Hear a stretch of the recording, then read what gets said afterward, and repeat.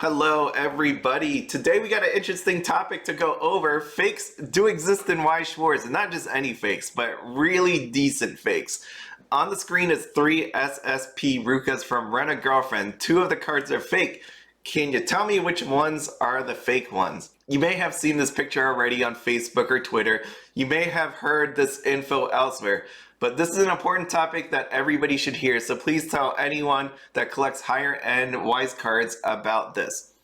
For a long time, people would tell me that fakes aren't worth making in Weiss. In my head, I couldn't understand why anybody would say that. And the reality is, these cards are worth a lot of money. They are really special. This reminded me of the time when people would say Apple and Chrome couldn't get viruses or malware. Once there are enough reasons to invest the time to make the fakes, people will make them.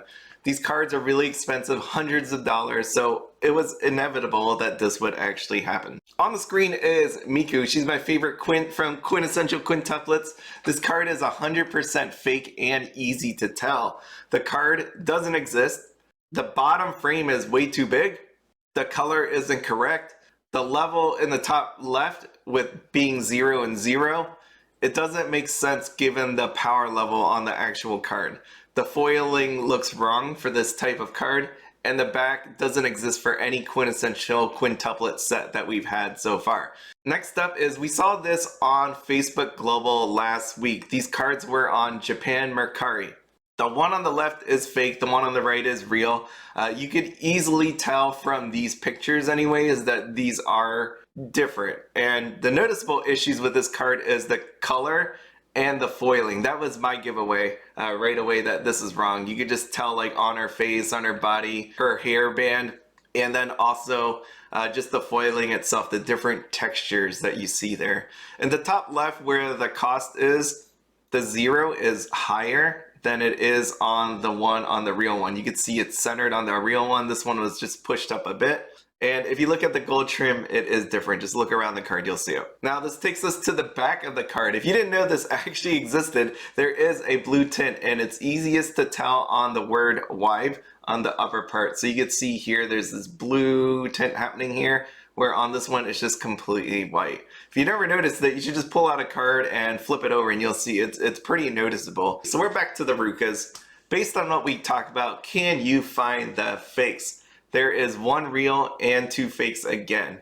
If you're having problems with this, keep in mind the hard part about these photos is lighting, quality, and zooming. And you're gonna find that challenging when you're buying online, right? So even though the picture quality is not the greatest, and I'm not blaming the person for taking this picture, I'm just saying this is probably what you're going to see in real life when you actually try to buy online. The fakes are the left and the right. The biggest thing I look for is the foiling and the rainbow signatures. So keep in mind everything that we've talked about on the prior pictures and apply that on here. But to me, I always look for the foiling. That is what makes Weiss Schwarz special. The foiling, the texture and all that. And again, with the way this picture was captured, it may be hard to tell. Mrs. B was actually able to tell for that same reason. She looked at, she was like, which one is not the same as the other 2, and she picked the middle ones. That's how she went about doing it.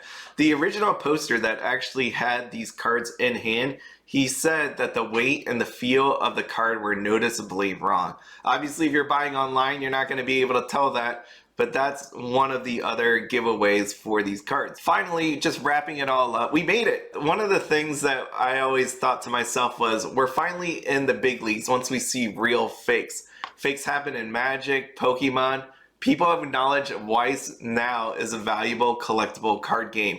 A few people are scared about all of this. To me, this just means we need to educate ourselves about what to look for.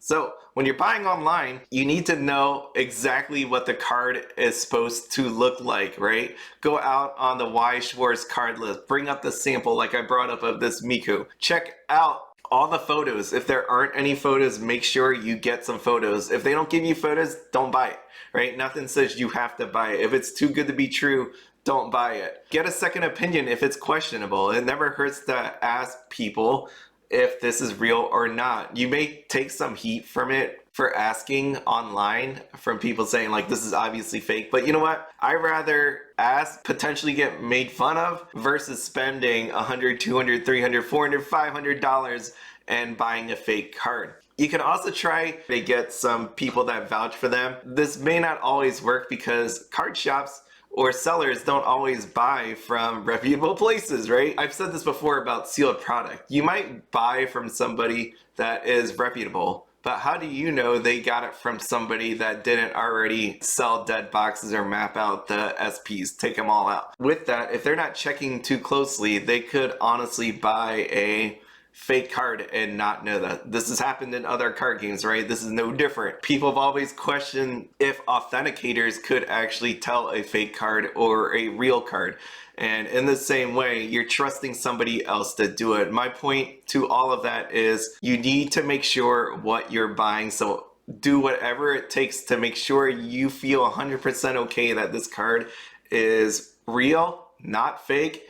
And if you don't feel that way, don't buy the card. If you're buying in person, check the foiling. You can also check the weight and feel, but that may be hard to tell if it's in a protective case. You might have to ask that person if you can touch and feel it. Depending on the price of the card, they might not want you to do that. What we're gonna do is buy earlier, right? Because it takes some time to make a decent fake. If the card releases, there's no preview of it, it just comes out, then it's gonna take some time. So maybe you should buy cards earlier on, maybe buy your own sealed product, pull it for yourself. Last thing, this is your money, so you need to make sure that the card you are buying is real. The responsibility is ultimately on you. And again, if you don't feel good about the card, if you don't feel good about the responses a seller is giving you, just pass it up. Just take the lessons you may have learned from other card games and apply this here. As always, have fun, be happy, and don't spend anything outside of your budget.